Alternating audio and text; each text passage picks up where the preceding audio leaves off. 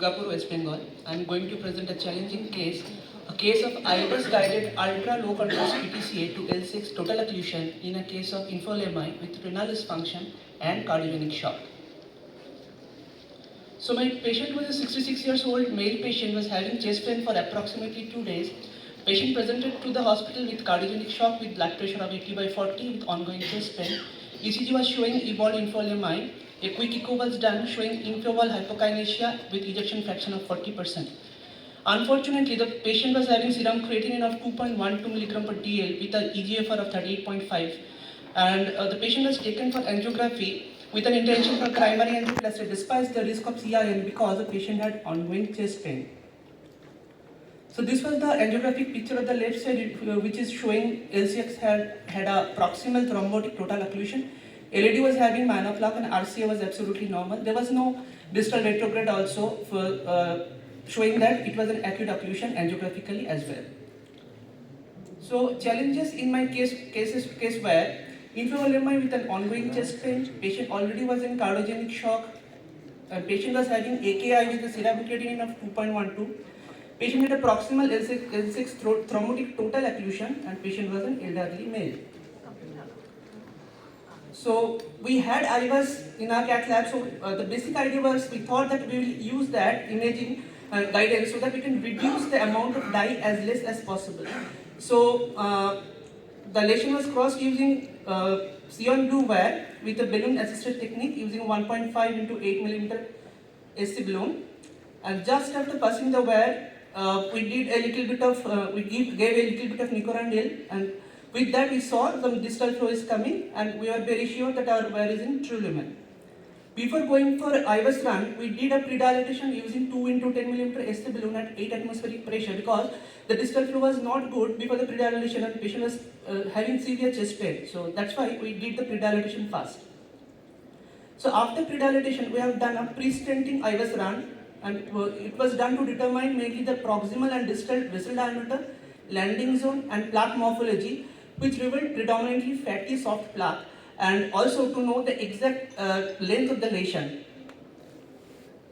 So these were the IVUS images. The left one is showing the distal reference diameter, the distal landing zone, which was around only 2 mm vessel. The middle one is showing the proximal landing zone, which was about 3 mm vessel. So it was a tapering kind of a vessel. So proximal it was 3 mm and distal it's tapering down to 2 mm. And the tightest part was having an MLA of 4.45 mm square after predilating with 2 into 2 mm SC blow.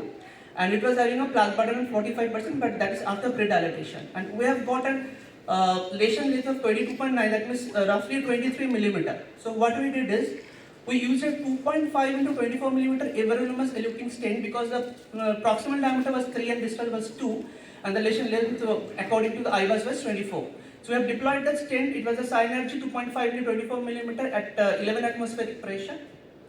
So after that we have done post-dilatation using 3 into 10 mm NC balloon at 12 to 16 atmospheric pressure, predominantly from mid to proximal part, because distal we knew that it was around 2 mm vessel. So after post-stenting we have done post-stenting IVUS run and it was showing an well-opposed and expanded stent without any distal edge dissection as well as without any proximal edge dissection. We are more concerned about the distal edge dissection because the distal vessel, as you have seen, it was like 2 mm or something like that. So the post-stent MLA that we have got is 5.67 mm square, which according to the CAMS criteria it should be more than 5, and at the level of the L6 ostium, and this is proximal L6, so we thought it is acceptable. Angiographically also it was showing well. So this is the final result showing a good TME3 flow, and patient also was symptomatically better. The chest pain also got relieved. So post-operative follow-up of my patient, the total amount of contrast used in this procedure was 35 ml. Patient developed post-operative pulmonary edema after 6 hours and was managed conservatively. Urine output was adequate post-op, 1200 ml in next 24 hours.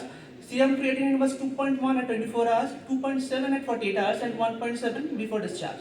Hemodialysis was not required. That was the primary goal for our IVUS guided ultra low contrast PTCA, and the patient was discharged in stable condition on post-operative day 4. So take-home message for this particular case is PTCA in acute coronary syndrome patients with associated AKI are difficult to manage in view of high risk of contrast-induced nephropathy.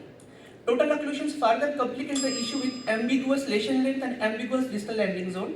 IVUS guidance in these situations can lower the contrast usage and reduce the chances of renal shutdown. A little bit regarding ultra low contrast PCI, the definition is contrast volume should be less than the EGFR. For our particular case, the EGFR was 38.5 and we had to use 35 ml of dye. Principles during angiography for this kind of patients are adequate hydration before angiography, non-ionic isosmolar contrast usage, proper. Yes. Okay, so that concludes my presentation. Thank you so much. It's an excellent presentation. One thing is that most patients who have established CKD, their creatinine may be rising, but those who have AKI due to cardiogenic shock, the creatinine usually comes down once the cardiogenic shock. Yes, sir.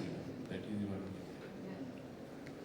Good job in highlighting the use of IVUS to decrease the tile load, but till date, the most important thing to do is pre-hydrate. So, did you pre-hydrate this patient? Actually, we didn't have that much time, and EF was 40%, so that's why we just started the patient on 50 ml per hour, IV fluid NS, but we have to take the patient within 1 hour from emergency. I think that should be a very important message in this kind of a presentation. Even if there might be dysfunction like 40% with 2.1 creatinine, we should dehydrate the patient. Thank you, sir.